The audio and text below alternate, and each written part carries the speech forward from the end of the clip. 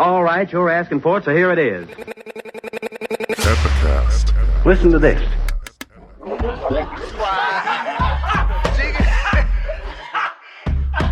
want you fucking laughing at we partners pod, kid.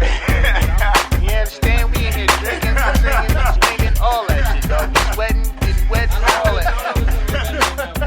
Welcome to the 221st episode of the Drinking Partners Podcast. Yes, this is our Tim Duncan episode, Big Fundamental, one of the most progressive, productive players in the NBA. Let me not say progressive. I don't really know Tim like that. let me detract the progressive because he had on baggy jeans till about jeans, 2000. Man. He's gonna be wearing these baggy jeans. Tim is not progressive jeans. Tim Duncan is definitely a baggy jean, open toe sandal guy, and that really, I mean, he's from the Virgin Islands, so I guess it makes sense. But listen, if you out here listening to our podcast, stop listening to us if you wear jeans and open toe sandals. That is the worst combination of cloth, fabric, and whatever that I've ever seen. I hate to see a brother in jeans and open toes. Oh, man. It's nasty, the man. baggy ones, like it's just baggy you know they be dragging and shit. Like if I'm walking and my jean comes between my heel and my shoe, like that, how does that not feel nasty? I'm sorry when you started. We haven't podcasted in a couple weeks. And we're excited to be back. But yes, very productive player. We're a very productive podcast. We'd be winning chips. He won 5 championships, arguably the greatest player of his era. Some would say Kobe. I would say Tim Duncan has he's got to put that race. Yeah, he was right consistent. there with him. He's consistent. He was right there. He's got the chips. And I am half of your hosting tandem, Ed Bailey. I'm joined as always with my co-host Dave Bracey. Say what up to the people. What's good with you people? We are the Drinking Partners, and if you're looking for us, you can find us on epicastnetwork.com/partnerspod. You can find us on iTunes, Stitcher, Libsyn, Google Play, and Spotify under Drinking Partners. You can find us on IG, Twitter, and Facebook at PartnersPod. 221 episodes, man. We've been asking y'all, and we will continue to ask you, man. Please hop on iTunes, hop on Facebook, rate and review. That's how we know we're doing well. That's how we let others know that we're doing well, and that's how we continue to do well, man. So please hop on iTunes, hop on Facebook, rate and review. Listen, you love us. You see us in public. You tell us that you love us. You see us out at our events and everywhere. You're like, yo, we really, really rock with you guys. But we need you to click a button and tell the internet. Please tell the world. Tell everybody. Don't just tell us. We love to hear it, but we want everyone else to know about it. And as always, all right, This is episode 221. We've said it 220 times, maybe even more than that, because we got some episodes that don't have a number, some episodes that didn't make it to Buzzy's desk. It's a bunch of shit happens. Bunch of shit happens when you're doing podcasts. But as always, in lieu of rates and reviews, we do accept shots of Hennessy. All right, so you know, if you see us out, I mean, we this weekend had a motherfucker bring us white Henny. He brought us that international. The island. He brought it from the island mine. And I have to put a manager's edit on this or an editor's note on this because I shout out Car Guy DJ all the time and the Conways for starting the trend, but this motherfucker changed his IG name. So it's not Car Guy DJ anymore. It's James Logboat. Okay, all right. Shout out to James Logboat. Shout out to James Logboat. And I don't know if that's his government name, so I feel weird saying it. Well, but you put it on the internet, brother. Once it's on the internet. You did it for yourself. You know what I mean? It's no longer a secret. I think I feel like he was trying to be secretive a little bit because I never got that DM like, yo, stop calling me Car Guy DJ. This motherfucker to switch jobs and everything. And never. So shout out to James Logboat and the Conways for starting the trend. Shout out to everyone who, you know, has kept that trend going. Shout out to everyone, you know, who was in attendance August 10th, 2019. Yeah. Man, you guys blew us away. Yo, it was the whole like Thursday night started off with mad love, and then just throughout the weekend it just kept going.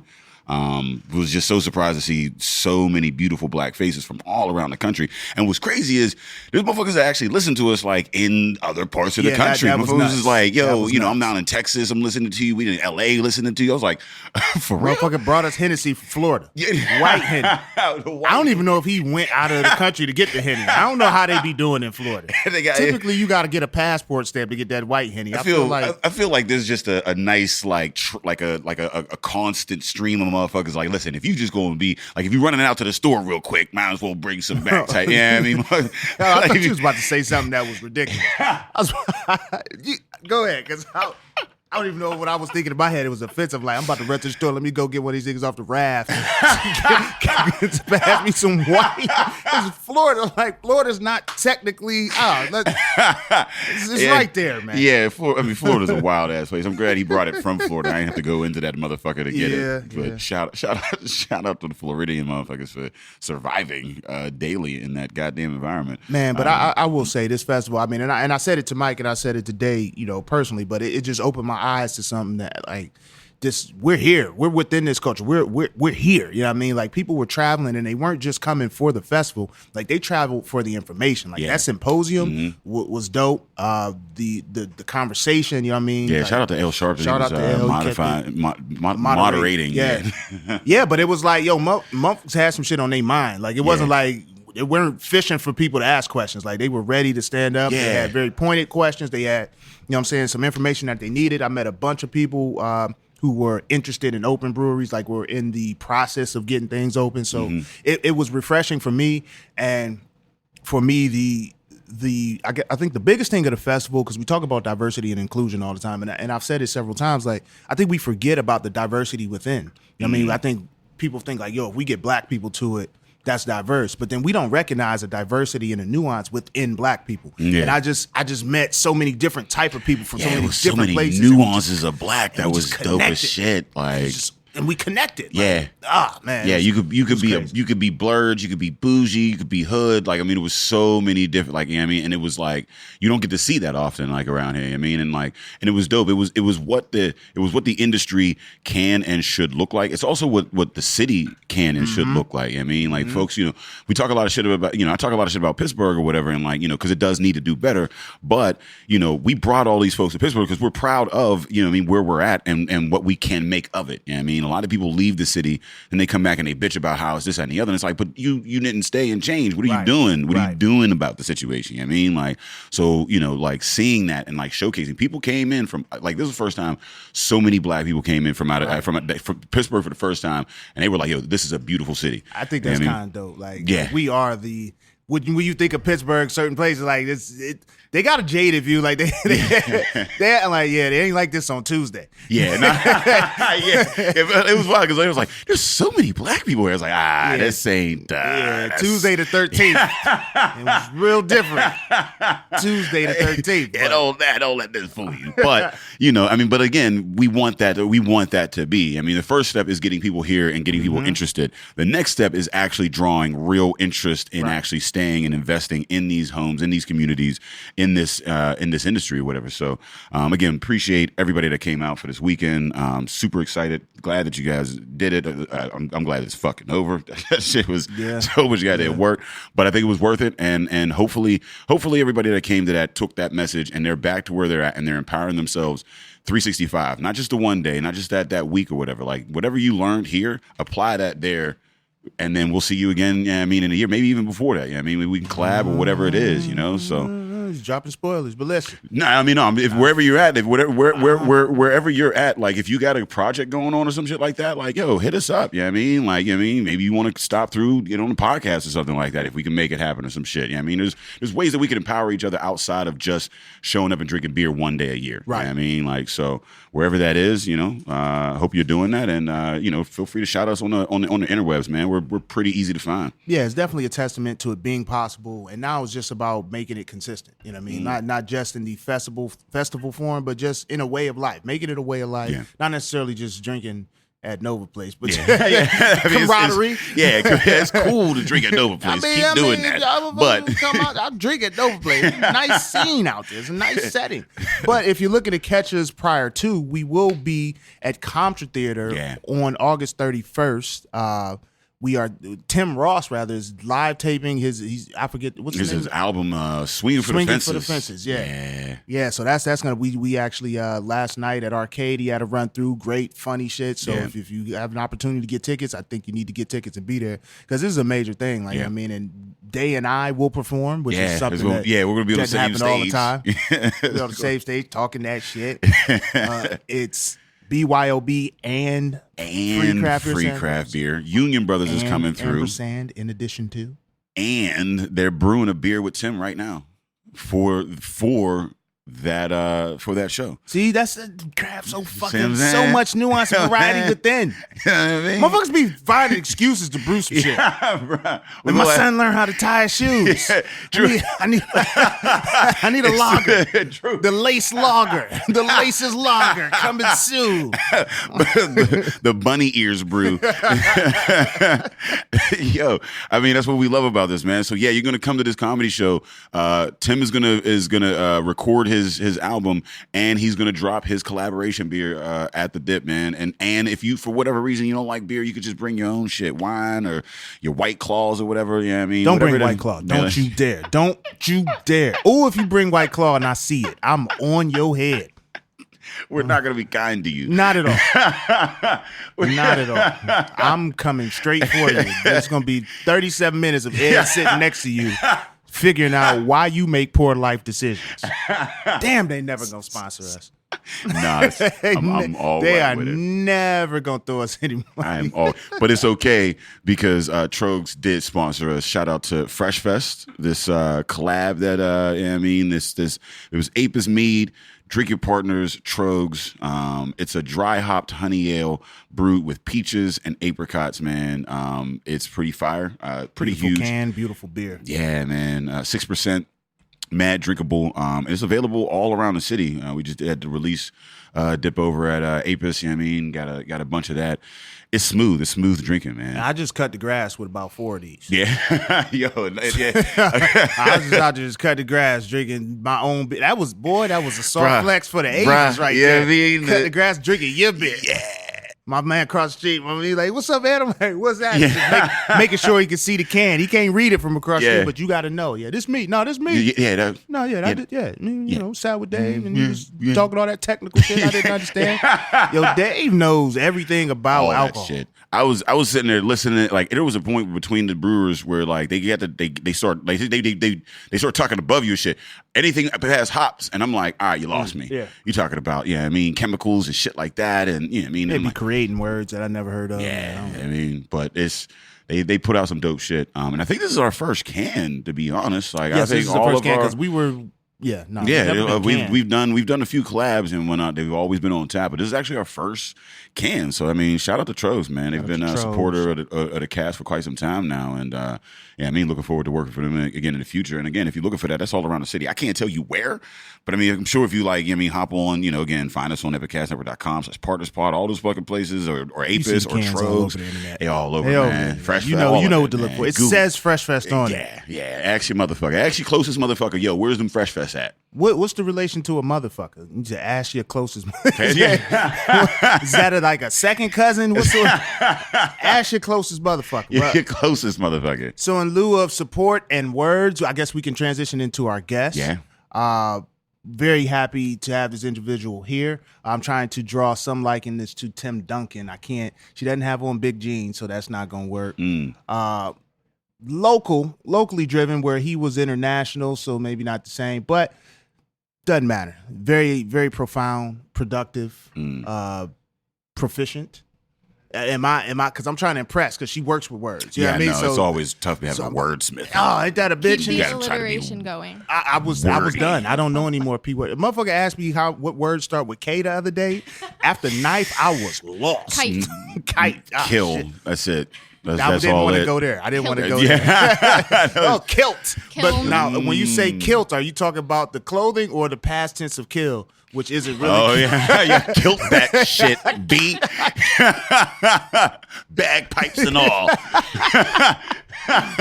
But we have writer and managing editor of the Northside Chronicle in the building, Ashlee Green. Say what up to the people.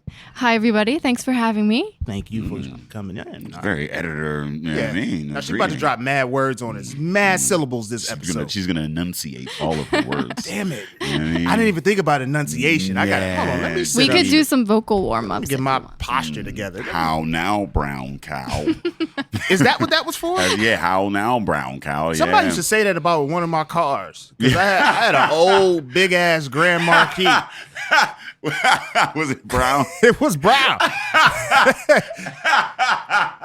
Yo, it was nasty because she didn't know it was my car. I parked in the parking lot. It's like, did you see that one car? I was like, oh no, brown car. And I was like, this is my fucking car.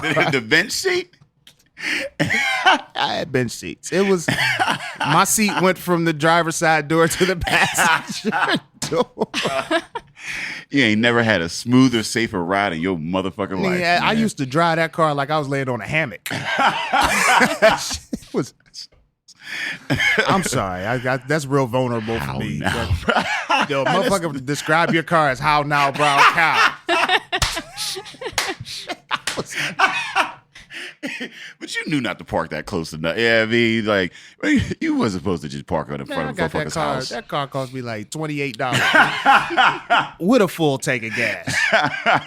He filled to get to the 20 hours. Like, well, you got to fill this motherfucker up. Like, I got you, fam. I got you.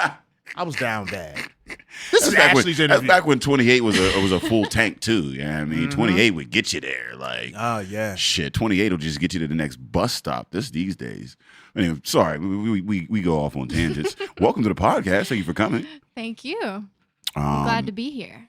So, how did you get here? Tell us about your background. For folks that don't know who you are, what you do. Give them a little, give me a little bio. Okay. Well, I went to Pitt for English writing. I went for creative nonfiction, and I ended up getting an internship with Yes Magazine in Bainbridge Island, Washington. What is creative nonfiction? Like, I mean, how do you create it? How is it created? If it happened for real. Yeah, if it happened for real, like you're just. Well, if you think of journalistic writing, it's not just the straight facts. It's storytelling, but it's true storytelling, and you're using elements of fiction writing to make it more entertaining to the reader. So it's like when I come home late and I start lying to wifey about what happened. No lying. It's creative. No lying. Nonfiction. Okay, makes sense. I didn't lie. It was creative nonfiction. Creative. We're exploring this story here in new ways. Close, yeah. Okay. So, I had an internship there in Bainbridge Island, Washington, and this was during the Great Recession of 2008, 2009, so couldn't find a job. Ended up living in Hawaii for about 6 months. That is 20 seconds. Yeah, like 20-second timeout. Yeah, like the economy was bad, so I had to shack up in Hawaii. Well, it was like do you even need 4 walls in Hawaii? No, no, that's the point. It was great cheap. bumming right there. Like if I was ever a bum, it would be in a hot place that I could pick fruit off the tree. Exactly, and there are a lot of bums there. Yeah, So. well, they're living right. They did it right. What do you need? What else you need? Are you a bum or did you just figure it out? Yeah, I mean, like, are you really a bum or is everybody else just doing too much? They probably look at That's a good themselves as question. indigenous. That's my big word for this episode. I don't know. Day, it's on you. The Hawaiian people might have a problem with that. Okay, all right. Word. But yeah, so I basically lived out of a tent for 6 months in Hawaii and then ran out of the money I had saved up and came back to Pittsburgh.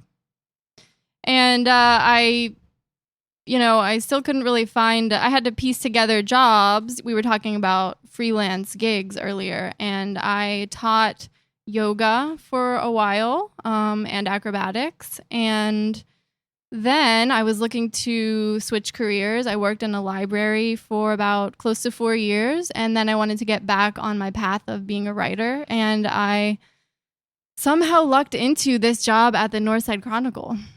Well, I mean, it looks like you've. I don't know if you've lucked into it. It seems like you've been able I worked to touch hard. a bunch Yeah. of. Yeah. I worked hard, but there is an element of luck involved in things Well, in like anything. that. I mean, Yeah. luck is what? When opportunity meets preparation, or however you say it. So that there's that, and I think the variety in your background it just makes you an interesting person. It allows you to. I mean, especially in writing, I'd imagine having all of these experiences help you to understand people, understand situations, understand the nuance within. Like I'm interested, like Hawaii first of all, to teach yoga, do you have to get like any sort of certificate or I you have to just show that you're stretchy? You don't even have to do that. There is sort of like a monopoly on this yoga teacher certificate that some people, there's a controversy around it because they have a monopoly on basically selling you the yoga certification. But yes, you're supposed to have a yoga certification, and I started with YogaFit, and then I studied under Lynn Resigno in Pittsburgh. So she is she's a yoga teacher here. She trained in New York, and she did Jivamukti style yoga. Lou Ferrigno. Lynn Resigno. Lynn Resigno. Yeah. Lou Ferrigno is someone. I know this That's name. the Hulk. Yeah, okay. Didn't know. I would never have come to that. I was like, oh, you getting... The Hulk don't do yoga. Like, when did this motherfucker get flexy? Well, I guess, all right. Career change, I mean.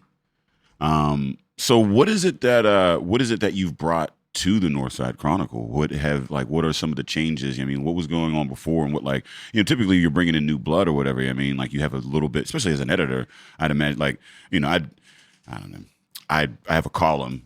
I still don't really know what editor like really does, because like every time I send like my shit to Charlie, I'm like, yo, he's gonna send this back. Like, you can't print this shit, but he just prints that shit. And I'm like, oh well, all right. Like, so what does editor do? I'd imagine it has like something to do with the direction of the paper or whatever, and it's a pretty important gig. And so then, like, what is it that you've done new to improve upon the Chronicle? That's a good question. Well, I think every editor brings what? He still didn't throw that large syllable word. Yeah, not yet. we work it out. So yeah, I think every editor brings they filter the paper through the lens of what they're interested in, right? So I am interested in people. I'm interested in being social. I consider myself a really social person, so I guess I bring an element of sociability to the paper, and I like writing stories about people. So you will normally see a lot of feature writing, so profile pieces about people that are in the Northside or connected to the Northside in some way. And we are a monthly print publication, so we have that element of slow news, which is, in my opinion, more beneficial in some ways because it's not kind of keeping up with the rat race of the internet. So we really spend a lot of time focusing on what we want to say and trying to get it right so that it comes out monthly. And especially people that don't have the internet, they can see that and they can hopefully feel like it's a product that they're getting something out of. So it's not just chasing down, like, my headlines and shit like that. Like, it's just more in depth, kind of like, let's get to the realness.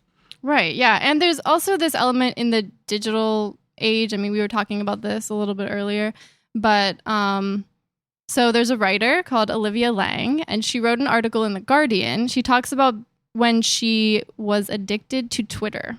And she was talking about feeling like in this age of digital news, she was refreshing her Twitter feed, and feeling like if she just could read the next story, she would get it. She would get the story. She would like understand everything that's happening. But really what ended up happening was the story was never finished. And each day, as you check the news feed, the story has basically just changed totally. Right, because there's so much information that was left out in the beginning because they just wanted to get it out there. Yeah.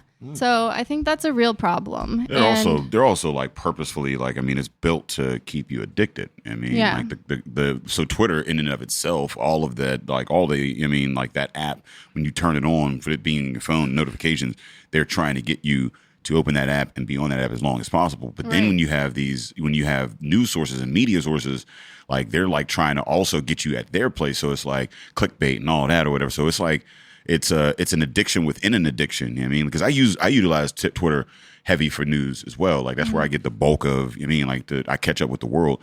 Like Facebook is more of an echo chamber. Instagram is fucking useless. So It's pretty.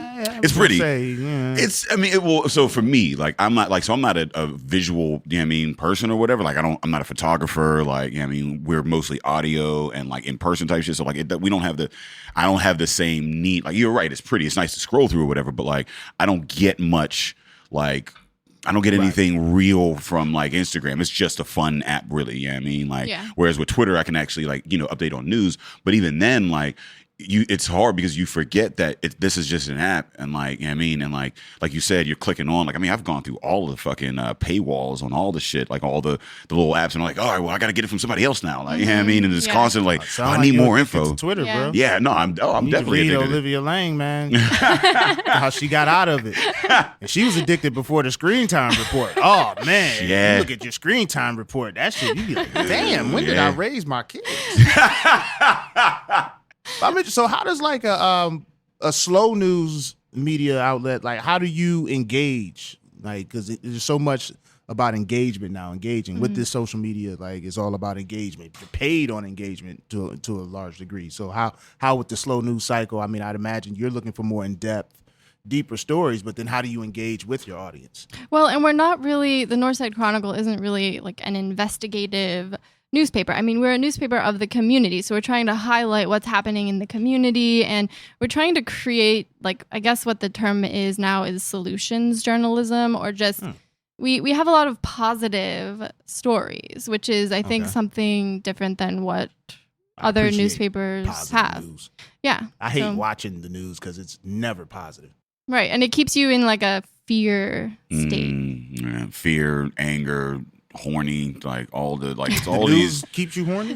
Man, there's a lot What of. the fuck is you watching? Bruh, there's just a lot of. Well, I'm thinking of Twitter again. You know what I mean? Okay. Wow, okay. The scroll is. Wait a minute now. That's Everybody a in whole here- new side the- of Twitter. all The right. scrolling is. I mean, listen. The Follow the right scrolling. people. You They go. get You you scroll. to Like, it's go there. wild scrolling through social media, man. Because you go through like 13 different emotions in like 11 seconds, and you're like, "Fuck!" And I don't think humans are built to experience emotion that vast, that differently, that short period of time, that often, man. I think there's a whole new like field of psychology that is developing out there. That is like, you know what I mean, like the technology is developing much faster than our physical beings. Our brain it evolves pretty slowly, thousands of years. These motherfucking apps get faster and faster and better at it, like, and we can't catch up. So like, I feel like if you go through multiple emotions in a small time frame, you will end up horny. So I kind of get it now. like, babe, the world's burning. Get in here. Well, what is it like? So We I ain't got guess, much time. I guess I get it. I guess I get it, because I was Yo, when you ain't got much time, it's like, all right, listen, man, what we gonna do with this Gotta little get bit? this off. I'm going out in a blaze of glory. Well, isn't it true that men think of sex like every 10 seconds or something? I like only that? know myself, and Are we talking on average? yeah, because like if I'm at work, Like, there are times where it's rapid, and there's some times where I just be like, oh shit, that is a thing. You know what I mean? and Like, see, and I'd like to. There's more, and I said the word a lot, but there's more nuance to that statistic. Like when they say think of sex, what's the qualifier? yeah, like What's the qualifier? There? Like if I see a woman in a sundress, did I just think about the shape or sex? But does it count towards thinking about sex? Because with the shape, it's gonna go sexual if I keep looking at it. Like there's no way that there's no way that I can every 10 seconds be like, ooh, there's some sex. Ooh, there's some sex. Like, no. But I mean, if you're talking about average, I mean, maybe like throughout the day, maybe like there's a few hours in that day that I've thought about it, and then it averages out to about 10 seconds. I don't see. That's crazy to think that there's been a few hours of my day where I'm thinking about sex. Where it crosses, you know what I mean? But like, I only consider thinking about sex when I'm really like thinking about the act. And I don't know if I'm thinking about the act for a few hours. Yeah, no, nobody's thinking about. I'm not thinking about the act, but like like you said, when you're scrolling through, and if you see a pair or whatever, and like you might not. Wait, are we think, still talking about Twitter? Anywhere. You said 10 seconds, and I'm like, well, again, okay. if I see it, like, okay, then maybe I thought about like. I'm gonna need to research that. I don't know if that's. And then how am I thinking about this sex? Because like I could see a couple and be like, ugh, do they fuck? Yeah, like that's not me thinking in a sexual manner, but it is me thinking about sex. Yeah. Like, yeah. I don't know. When I think about my kids, like they're the product of sex. Is that thinking about sex? Like, oh shit, man, these bills. Like I'm hitting these bills because I had sex. So now they just letting other shit blend over. Yeah, when I'm changing a diaper, I'm like, keep it in your pants, son. Like, you know, I mean, so it's not always good. Yeah, I mean, like I don't know. So what counts? Is the question. But anyway, that answer. Getting back into so it's wild because the Northside like is kind of like its own like city. From my understanding, from what Peduto had taught us, back in episode 50, was that it was a whole different motherfucking city. It was Allegheny City, and then they just started. And then they just like I guess they just usurped that shit. Annexed by the city of Pittsburgh. Yeah, they just like swallowed that shit up on some like some old like charlatan voting type shit. Like so like now but like there still seems to be like this North Side pride that like is like almost like they're not really like it's like we Pittsburgh technically, but really we the North Side. Yeah, and then there are a bunch of different. We were just having a North Side conversation with a couple guys from Manchester, and they're saying like it's very segmented within. Mm-hmm. So with that many like small neighborhoods within this neighborhood, I guess it could make its own city feel because they have cities within, which could last for 2 streets, but they count. Yeah, there's 18 neighborhoods in the North Side. God damn, that's wild. It's a whole different world. So how's that? Like, how has it developed over the years in that you've noticed? Because I mean, we just did the fest down there or whatever. Deutschtown Fest is down there.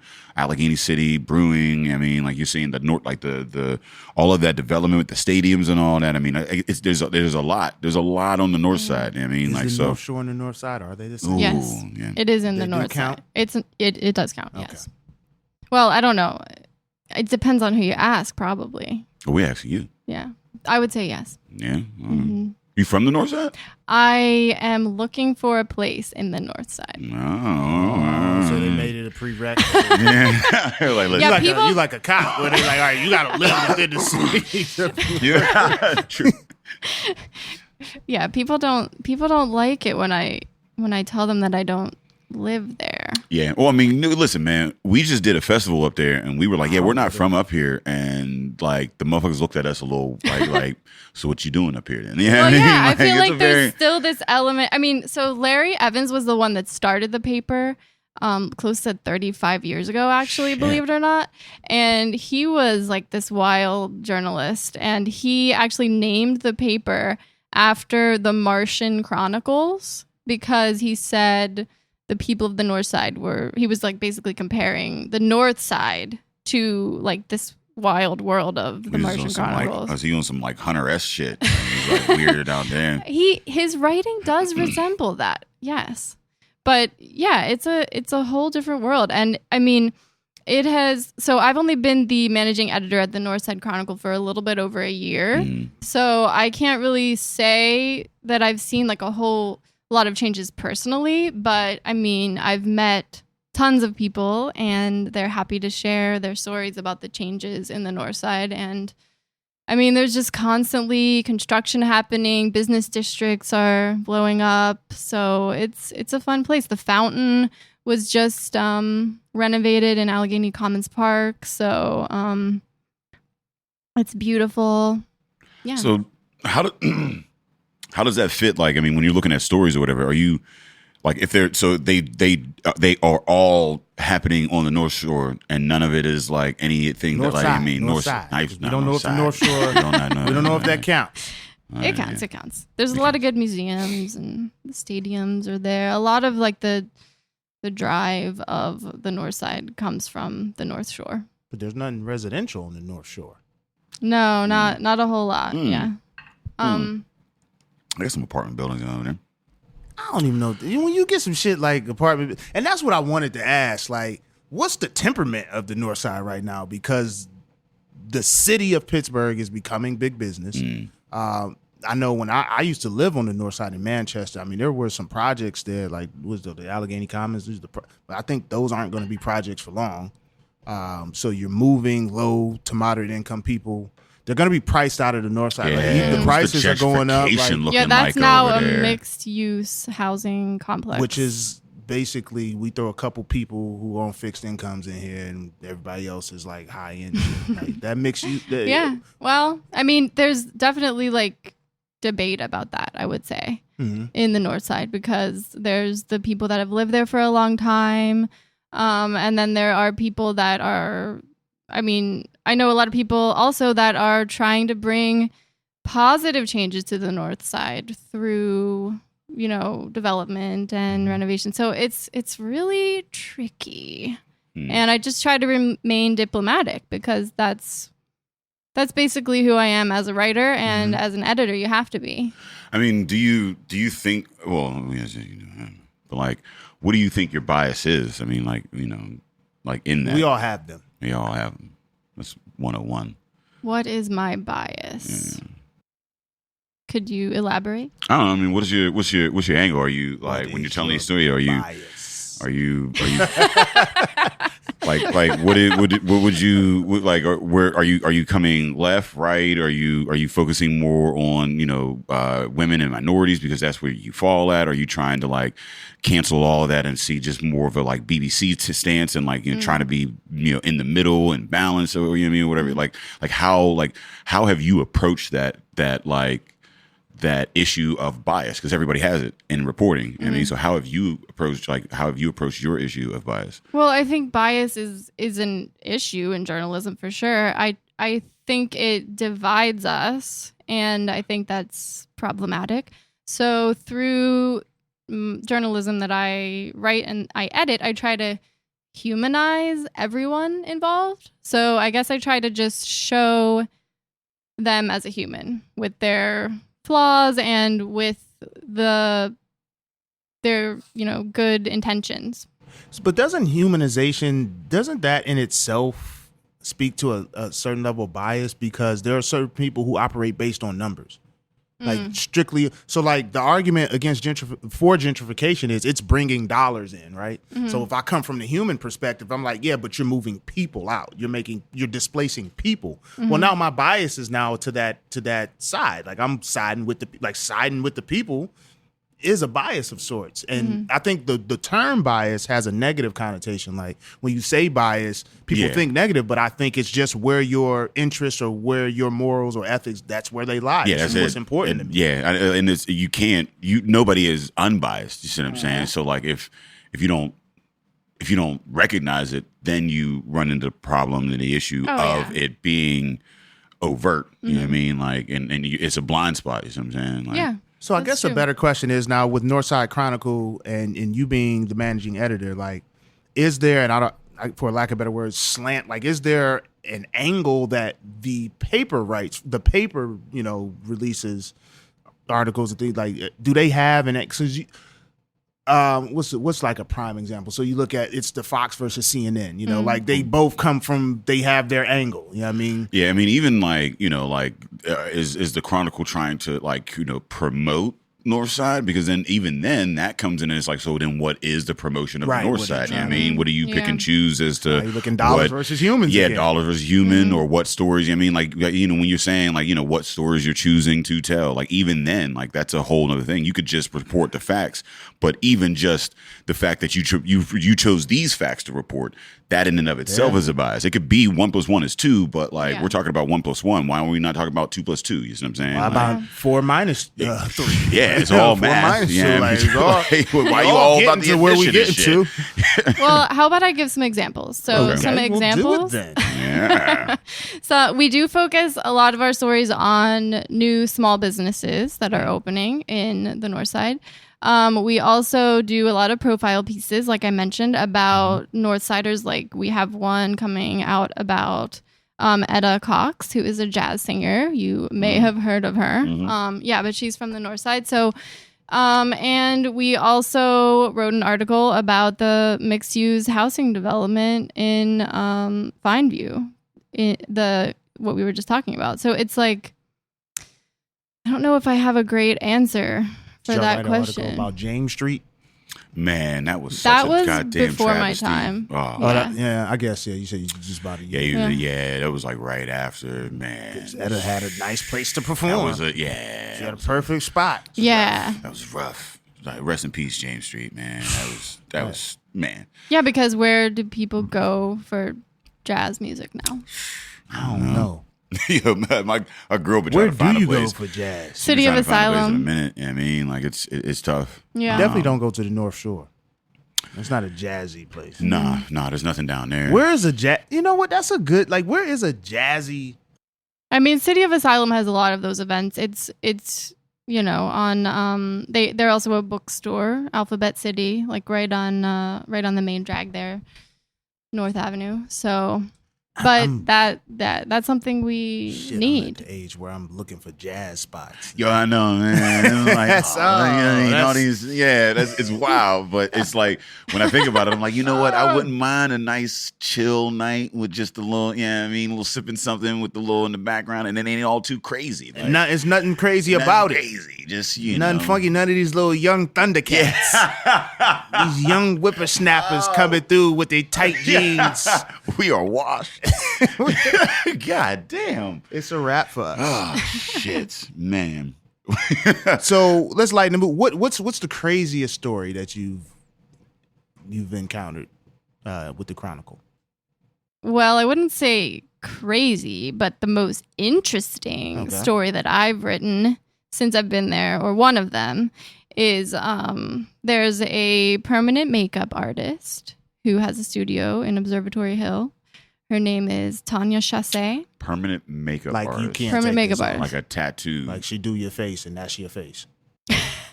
Well, the ink, I learned, is actually different in permanent makeup than on tattoos for the skin on the rest of your body. So it does fade with time. Or is it a needle? How are they applying it? It is not. It's like a brush that has tiny needles on it. So I'm thinking specifically of eyebrows. Like when you get your eyebrows permanently inked on, then it's a tiny brush with little needles that you just tap onto the eyebrow, basically, and it will create this look of the eyelash hairs or eyebrow hairs. So it's pretty fascinating. But that's not the most interesting part.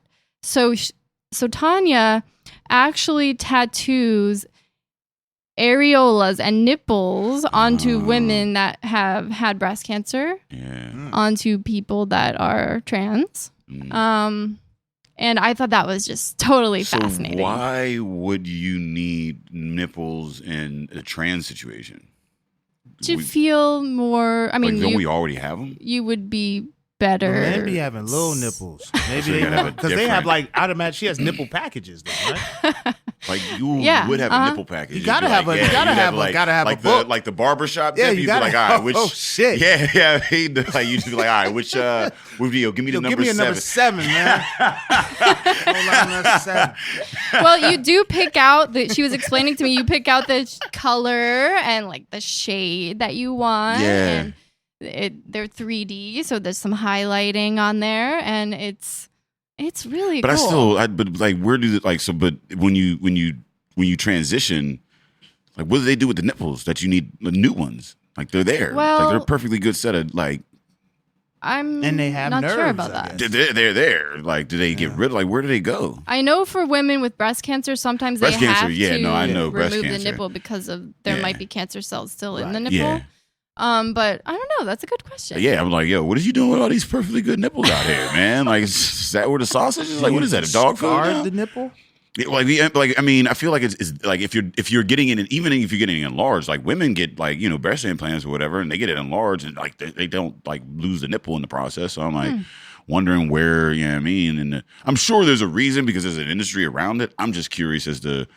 I just never thought about Probably that. keep I mean, the nipple in a little bag. Well- like when Little your son get baggy, his first yeah, haircut. like I a mean, tooth? so trans people may be able to keep the nipples. I might be thinking of like the permanent makeup. oh, on the permanent face. makeup, yeah, to kind of like, all right. So her clientele includes that, but maybe Yeah. that's not the service they're particularly interested maybe in not, that yeah, regard. exactly. All right, that makes sense. All right, the world makes a little bit more sense. I mean, when you said nipple, you know we was gonna lock in on that. Everybody who's listening knew we was finna lock in.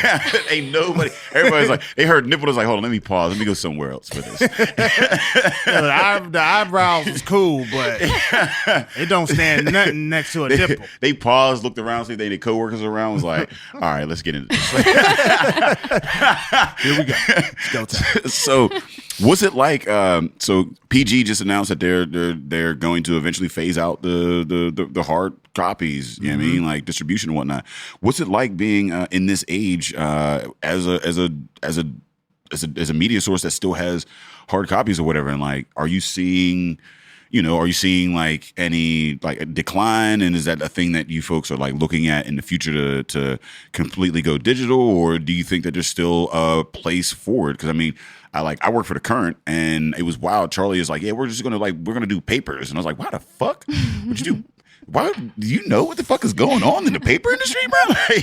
And he was like, yeah, and he did it, and I still don't understand how it works or the economics of it or whatever. I mean, but it just seems to be in contrast to the broader scheme of things. So, like, what have you noticed thus far? Well, I think that it's really sad, obviously, that that for me that the Post-Gazette is considering going. Well, not considering, they are planning on going fully digital, as far as I understand. Well, what's sad about it? What's like sad about the paper versus the digital side? Well, that could just be my personal, I love to just like touch the paper and smell the paper and like have the product of the paper. But there is also an element of the digital divide that exists between. What's the digital divide? The digital divide, as I understand it, is people that live with internet or high-speed internet and people that don't have high-speed internet. So there are all of these internet only. Fios versus Comcast. Well, there's all of these people that have. Comcast is trash, man. I have Comcast. I fucking hate a Comcast. Fuck you, Comcast. If you're listening, motherfuckers. You gotta buy one of them Google things where it strengthens the Wi-Fi in certain parts. Is that what they told you? I got the Google Home something. It's like it's like these pods, and you just strategically place them in your house. Really? And so basically, you have like the maximum. You mean like speed. A repeater?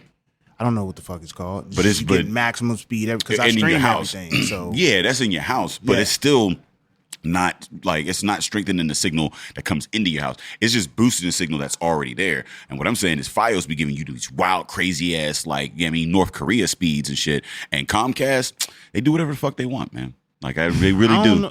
And then they be trying to sell you. They be trying to sell you like different like motherfucking routers. I gotta get a. I type some shit and it come up. I'm cool with that. Man, I'm from the era. I got a household. I got a household with teenagers in this shit. So everybody got devices out. You know what I mean? So we got gamers, we got students, we got so you still got your kids ain't really doing all the Wi-Fi too. They got the tablets. They doing the little games. They ain't doing any real. Streaming games. Bruh, I'm telling you, man. Streaming games. Wait another. Every TV is bruh, streaming. Wait another 10 years, and you gonna be worried about your router. Cause like we had to upgrade our router like every 2 years now. It's wild, and we're like, yo, why is this all fucked up now? And they're like, well, you didn't get this back. Like, motherfucker, just send this. When you get a router out that is upgraded, just send that shit. Why we gotta call you? We paying you. You call us if we ain't paying the bill, but you ain't gonna call us when you got these fresh ass new routers out this motherfucker to up our speed. I don't have the Comcast router.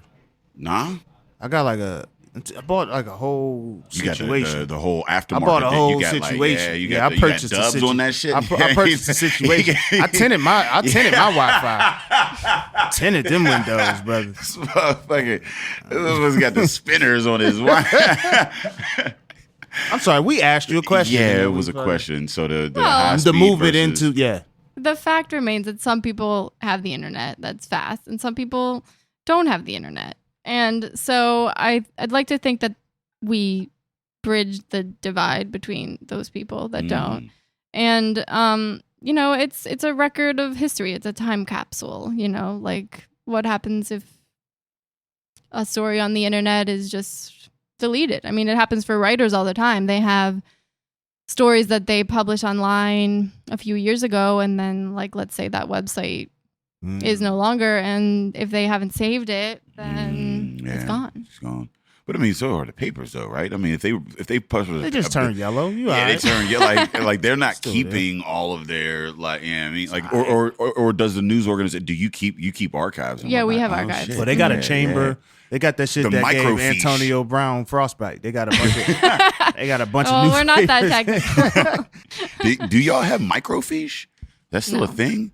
We do Man, not. I am so Unfortunately. fucking pissed at my goddamn librarian and all those fucking projects that we had to do. All those little fucking all learning about the Dewey Decimal System and microfiche, and they were like, Bro, gonna you have studied that? We had to. They told us we had it for a grade. They gave us like an assignment on it, but Man, we had it was like library week. We would have to like, and it was like all week we would have to like get it. Like, it was fucking microfiche was a motherfucking thing. Encarta was a thing. When Encarta 98 dropped, bro, that was, y'all remember Encarta? That was like the first internet encyclopedia. Oh, Yeah. Yeah, I it was like remember the that. original wiki, man. And Yeah. so many of my papers that I wrote at the time Yeah, were that just was- Encarta. Yeah, it was just cut paste In my almost. in my like, voice. Yeah. I Oh, mean, I've cut and pasted some shit and changed some words around, True. flipped a sentence or two, and I This'll graduated go with here. honors. I was like a 4.2 because my teachers didn't have internet at this time. I had it at the crib. I was fortunate; they didn't have them in Carter CDs. That motherfucker sent you a CD with all the answers to the test. I didn't. I was like, shit.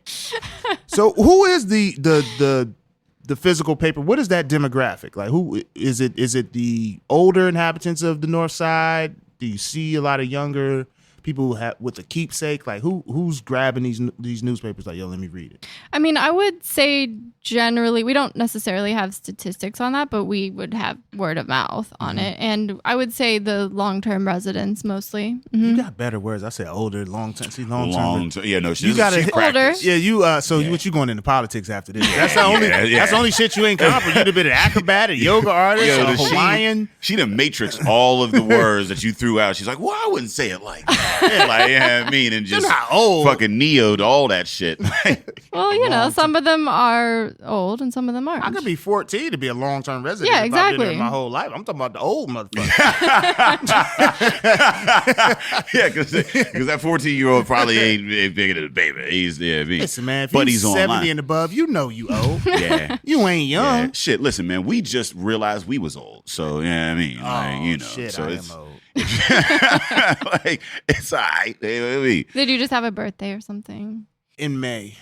Okay. But, Yeah. you know, we just realized we in the jazz club. thing about, Which Well, is a, you know. Nothing wrong with that. I mean, nothing we wrong with it. seeking the jazz club. Yeah, that's what I'm saying, we're yeah. Like, yo, where is this club? Yeah, I've always been a fan of jazz, but I haven't like been like, yo, I gotta get away from these young cats. I need a little, you know, I want to have a good time, but I don't want it to be crazy. That's a new revelation for me. It's always just been, if I'm out, it's crazy.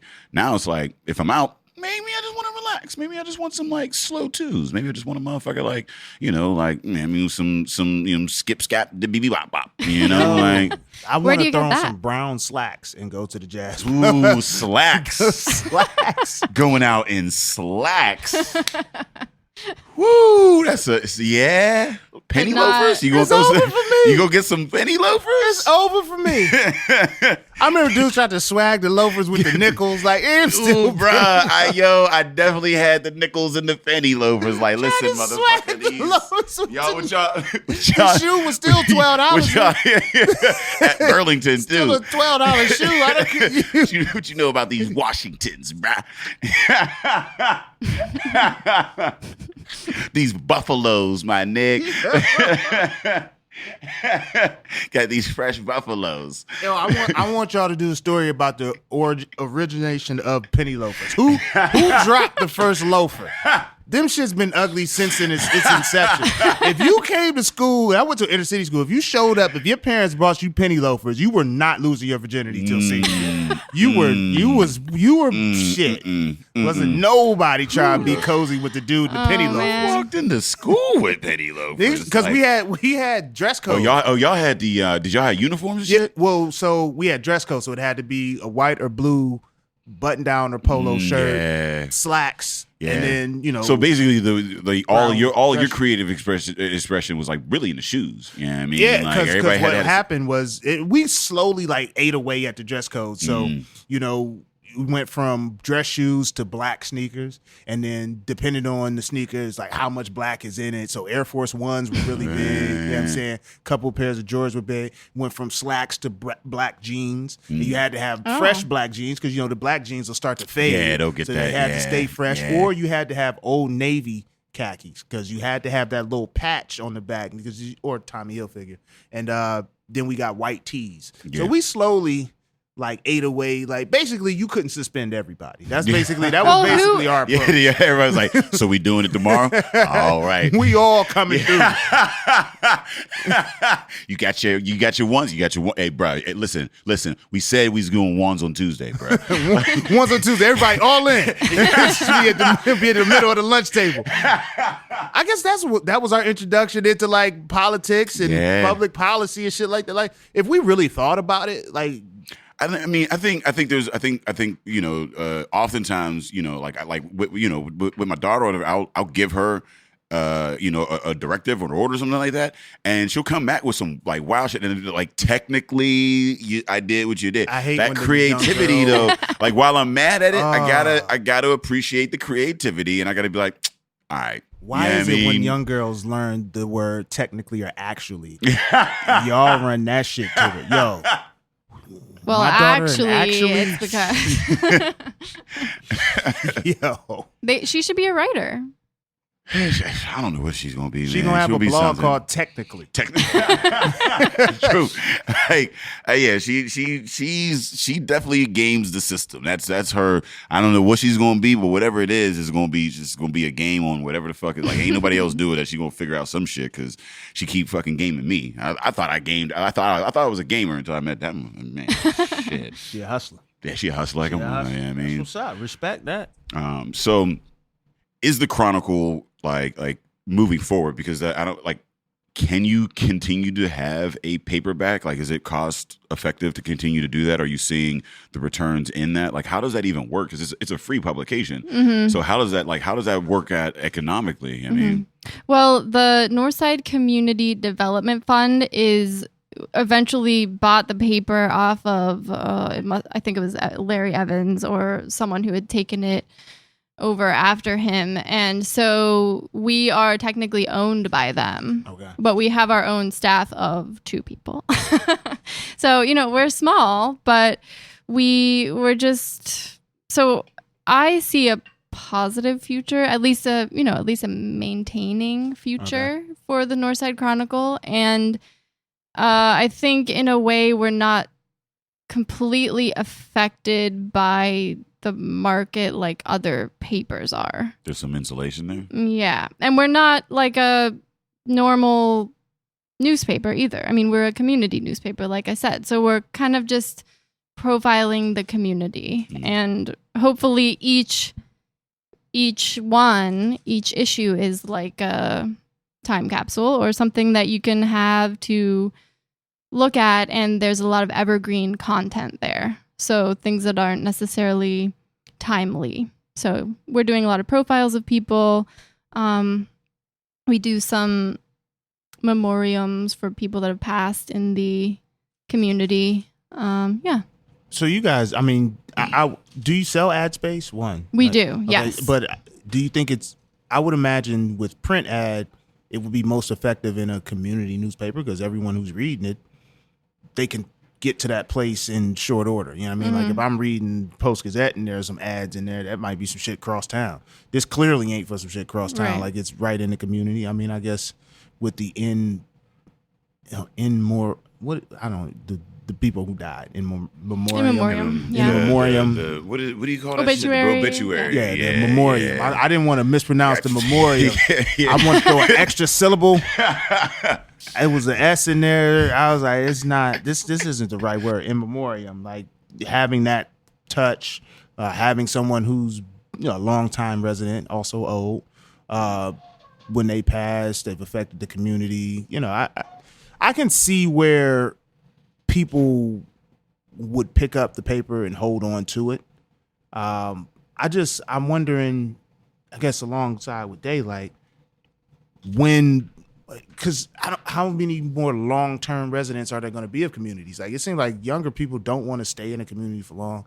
Nobody's like the thought process is to be mobile. You know, with jobs and everything. Like, there's this whole thing like, yo, you work a job for a year and then you just go work the same job elsewhere but get a raise because you now have experience type thing. Everybody's trying to move. So well, it's so important. I mean, Day, you were talking about that earlier when people come here for Fresh Fest and then they leave. And it's like, how can you make the, or even when you like complain about Pittsburgh not enjoying it, I mean, we have to make those changes in our communities, you know, if we want to. Oh, is this the sing along? so it's a lot of people come to us and they go, "Oh man, why is why isn't there diversity in the beer industry?" And and it's like, from my understanding, there's not a whole lot of diversity in any industry here in America. There's not a whole. So, what are some of the challenges that the journal, like the field of journalism, faces in their need? Because I would imagine that there is a issue of diversity there, inclusion, and what are, I guess, maybe some of the challenges that you faced, and what are some of the ways that the industry can be a bit more inclusive, or how we can encourage more of that to happen? I mean, like, in there. Well, I think one big thing for editors specifically, talking from my perspective, is I get a lot of press releases from like the same people all the time. And, it's not necessarily diverse. But I think it's really important as an editor, and it's hard, but it needs to be done. If you want diverse voices or marginalized voices, you have to seek them out.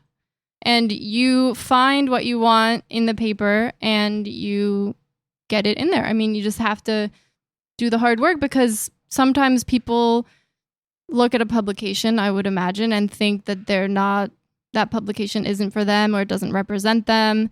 And so they would never think about reaching out, So it's kind of my job to work on finding those voices. So people can write you and be like, yo, I want a story on this. Or they can write. We have some community members that write the stories, and then I edit the stories, and then. So I mean, yeah. So that's the one side, and that's the thing that I didn't even think about. Like, and that was the thing that Garrett touched on in the podcast at some point. Was like, he was like, well, I'm in this position. I expected people to just kind of like see me in this position as a black man, and then other black people just come to me and be like, yo, black man, help me out or whatever. And like, that's just not really the case. It's like, oh, I got to go out and actually seek the folks to get those stories, to make those connections or whatever, because people don't particularly either feel comfortable or even know. Like, I just learned what a press release was. I mean, I knew what a press release was, but like didn't really start utilizing them until the last like 4 or 5 years, and not even knowing who to send it to or what, like, the craft and all that, it can be daunting. You know what I mean? Like, and I think a lot of people in the community don't even know, like, that's how it's like, well, how did you get on? It's like, well, I mean, you craft a press release, and then there's usually a place you can maybe post it, or you send it out randomly, or you kind of like track down those leads. But not only just like getting in the paper, but like getting in the industry. You know what I mean? Yeah. Like, I think that there's, same thing with teachers. There's it's a very like dominated field, and it's like we need more, especially like black men in teaching positions or whatever. But these are not careers that we even think about. You know what I mean? Like, and I think that, I know for the longest time, like journalism, like all the editors were male. You know what I mean? All the newspapers are owned by men. Like most of the writers were men. You know what I mean? Like, so like being a woman in a very male in that situation was kind of tough, and the stories and like, the integrity that is being called into question and all that or whatever. So, what are some ways we can get, I guess, more inclusion in just on the other side of like the writing side or whatever? What are some of the things that like you've done and some of the challenges you've overcome to get to this place?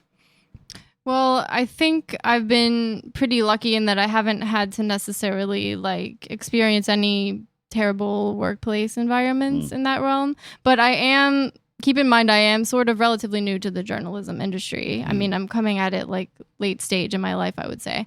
But I think the biggest difference that I feel would make a lot of change is I just think women and men are often taught different ways of being competitive or even speaking up for themselves in the workplace. Like saying, I'm good at this, and here's proof that I'm good at this. I mean, like, women aren't taught to ask for raises. I've done so much research on my own, just like hours and hours of internet research, just about like how to ask for a raise or how to, do anything as a woman in journalism. I mean, I'm learning from scratch, and it's not something that I think oftentimes men are just more confident about that sort of thing. Would you agree? I think we're more empowered. I feel like women are confident. They just feel disenfranchised a lot of times, or feel, I don't know,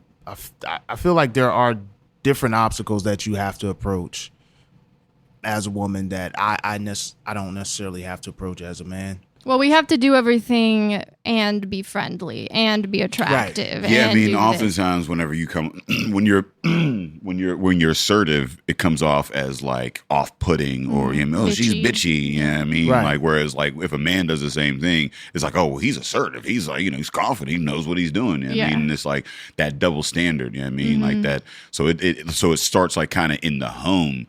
As you're raising, I mean, like girls, and like as you're, like, and it's the culture. The culture is saying, women, you should be kind of just docile and take what you're given and don't cause a whole lot of fuss, or else then, we ain't got much use for you. I mean, like that's not conducive to the world in any way, shape, or form. And it's wild because it's so subtle, those cues or whatever. And I mean, and it even happens with, like me as a black man or whatever. There's certain shit that like, if I say a certain thing in a certain way, people will look at it like, oh shit, like everybody kind of gets a little. Right. It's wild how like you could say something and motherfuckers will be like, oh, is this about to pop off? Like, yeah, I mean, it's a weird, but like a white dude could just be like, hey bro, chest bumping and shit, and motherfuckers just be like, it's gonna die down, don't worry, he's just blowing off some steam. Whereas like if I blow off steam in the same way, cops probably gonna be called. Yeah, I mean, like, so I mean, I could see that like in the environment where you're saying like, you're like, yo, bro, why ain't you paying me? Like, what is this? These is nickels. Let me get that. Not in her research the way that they said that. I'm very confident. Like, bro, why is you not paying me? It's not the phrase. I mean, I feel like that should be the training, like how to walk into your boss and be like, bro, what is these nickels? Do you? So like, okay, let's. I think so. What in your research? How do you ask for a raise? Get these keys out there. Well, you would generally look at the salaries of other people in your industry, and you can do that on Glassdoor.com. Glassdoor. And so you have a good idea of, what you should be worth because people are reporting their salaries. You also should keep Carfax for jobs. Exactly. And you should keep a detailed record of what you have done for the company. So in like specific examples and how that has statistically affected the company in some way. As a journalist, I mean, you're all about asking questions and shit. Do you ask your fellow employees in the industry what they're making? Because I mean, that's a thing that which is kind of crazy because they told us we've been taught that we are not supposed to discuss salary. I mean, in the workplace, but really, like that means that we are divided and we're unable to know what's fair because it's a taboo. So like that taboo is really just working to the betterment of the employer or whatever. So like in the journalism field, like, are you asking your employee, like your coworkers, like, yo, so what is you getting paid? Yeah, I am. I think it's important to do that. And even if it's uncomfortable, I think it is uncomfortable. It's gonna be uncomfortable. It's gonna be like, yo, that is gonna be like, so what is you making, bro? What's some checks looking like? I mean, you have to read the situation. Like if you're close enough to someone like that you feel like it would be appropriate. So give me the words. What are you've been giving us words? So if you don't mind me asking, how much are you getting paid? Okay, that's just is it. Like, could you give me like a range? Ooh, but like, I mean, like, but then you got to tighten the range because what if they give you a range like, well, I mean, I'm making between like, like 40 and 41, like, or like 40 and 50. Well, I think that's the beauty of Glassdoor because people are anonymously reporting their salaries. So then if they tell you, you could be like, well, listen, bro, I was just on Glassdoor and I mean, this is what it is. So where is you at in this like Glassdoor You know what's area? weird about that? If I'm we getting asking cheated? if I'm asking you, I think the issue with that is if I'm asking you about how much you make, I'm probably not comfortable with how much I make. Yeah, I mean, but I think that we need to get rid of that. We need to get rid of that stigma because I'm not like I might be comfortable with what I make if I know that it's fair. You see what I'm saying? Like I don't. I mean, but like because that's how they get you. Whatever they offered you, you were comfortable taking because you took it, but. You don't know. Now, if you say, hey, yo, do this job for 45, I'm like, 45, you know what? I can make that work. But then you go in and you find out the motherfucker's doing the same motherfucking job for 55.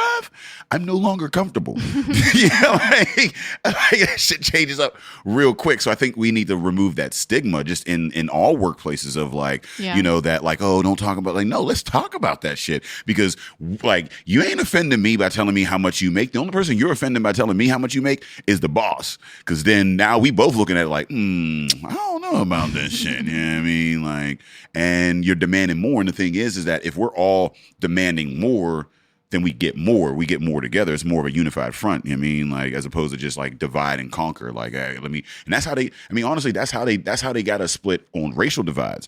There was the Irish coming in there. We were working in construction and shit. And they were like, yo, how about we just give them a little bit of a promotion, a little job title, and like maybe a nickel more. And now you divide because it's like, well, I earned this nickel. Yeah, I mean, like it's not enough. It's not enough of a raise to change your life. No. It's not enough to make you a threat. It's not like you're gonna do anything or whatever. It's just enough to be like, well, why he get a nickel? Yeah, why he get a nickel when I didn't? And then natural inclination is like, well, I earned this nickel. And then it becomes like, oh shit, well, why is all these like, you know what I mean, motherfuckers getting nickels and these ain't or whatever. And then that's how they divide it, like, and that's how they continue to divide us from the top down. So I mean, I think we just as a culture need to get rid of that. Like, yo, what's good? What's your now? I mean, if you ain't a coworker, don't come to me asking how much a motherfucker making. You don't know. You don't need to know what the. Yeah, I mean, like, but in the industry, like, yes, you should be asking. Just in the lunchroom, no. In the lunch, yeah. If you don't mind me asking, I've seen you in the building several times. You work here, right? We both got mops. Did you have to bring your own mop? Because they told me we had to bring our own mops for this motherfucker. It's like, nah, bro, there's a whole closet over there. Oh shit! Like, wait a minute. Wait, what? Yeah. So if you don't mind me asking, where can the people find you? We have a website, believe it or not, the northsidechronicle.com. We have over 200 drop-off locations for the paper that we deliver to monthly throughout the Northside, including several newspaper boxes.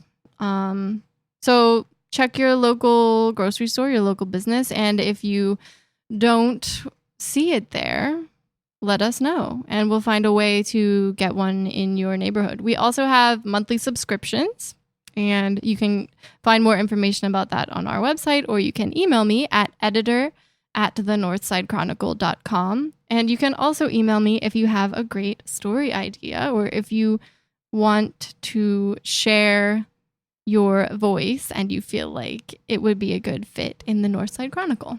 I got a great story. I got one last question. What is your favorite publication to read outside of the Northside Chronicle? Oh, that's a good question. I think I guess I do like more national. I read The Guardian a lot. I read The New Yorker. I read a lot of literary magazines like The Sun and Creative Nonfiction. That's actually a magazine which is based in Pittsburgh. There's a magazine called Creative Nonfiction. Mm-hmm. Did Creative they go to Nonfiction Pitt? magazine. Did they graduate with the same degree? They created. Like, is it you? Is it no, you? It is not me. No, I had a professor who created his class. Yeah. I don't know what we learned in that class, but it was the best classes, man. Yeah, because homework be easy to the motherfucker. If you did business at Pitt and you're listening, you know exactly who I'm talking about. He's a legend. Yeah. Nice. Dave, let the people know where they can find us. Hey, man, if you're looking for us, you can find us on epicastnetwork.com/partnerspod. You can find us on iTunes, Stitcher, Libsyn, Google Play, and Spotify under Drinking Partners. You can find us on IG, Twitter, and Facebook at PartnersPod. You can also find us August 31st at Contra Theater featuring Tim Ross, his own beer with Union Brothers, BYOB, ContraTheater.ticketleap.com. We'd like to thank our guest, Ashlee Green, for coming through, dropping some big words on us, not interviewing us as she promised. Colloquialism. I don't know if that counts because he just threw it out there. It's not even. Is that a word? Colloquialism? I guess. Yeah. All right. Yeah, actually, it has several factors that would have made it a perfect word for this. Mad syllables. It has a Q. I think, if I can spell it right. I don't know. I don't know if anyone who's ever written that word or typed it, but it's a word that's been out there. Had a great time on this. Good conversation. Check out the Northside Chronicle if you're on the North Side. If you're interested in moving to the North Side, they'll get you some good stories, let you know about the people who are making change. And as always, Drinking Partners is the crew, Epicast is the family, and we out of here.